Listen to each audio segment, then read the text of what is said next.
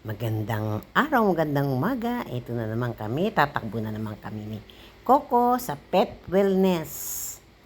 Dito sa Antipolo. Takbo, Coco, bilisan mo, bilis, Coco, para manalo tayo. Si Boomer, ayun, bilis, takbo, Coco, takbo. Boomer, naku, nag-e-enjoy talaga. Bilisan nyo, Coco. Dali, unahan natin sila, bilisan nyo.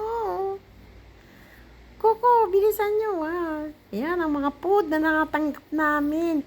Kada takbo ni Coco at si Chico, mayroon silang giveaway galing sa Pet Lover Center.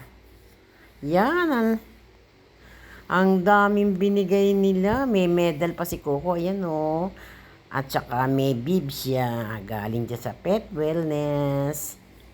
Ang gaganda ng binigay nila. Ayan, magpapapicture daw kami. Yan, may picture pa sa aming dadaanan. Ako. Takbo, bilisan Coco para tayo manalo. Bilisan mo. Dito po yan sa Pet Wellness Robinson. Robinson Antipolo. Ayan po. Sophia, nasa na tita mo? Nasaan na? Antayin natin sila, Chico. Naku, na-late na yata. Kailangan may picture tayo dyan. Yan, yan mga food na bigay. Ang tagal pa, saan ba sila nagpunta? Nandito na tayo. Kasi ang bagal nila, ang busy Coco. Yan, nandito na kami. Malapit na tayo, Coco. Bilisan mo. Dali, para tayo manalo, Coco. Dali. Wow, enjoy na enjoy talaga si Coco sa pagtakbo ng Pet Wellness Robinson Antipolo. Ayan, mga bigay ng mga pedigree. Thank you po sa inyo sa Pet Wellness. At saka po sa pedigree, sa Special Delight. Maraming salamat po sa nang mga binigay nyong dog food kila Coco at Chico. Maraming salamat. Ayan mga binigay nila.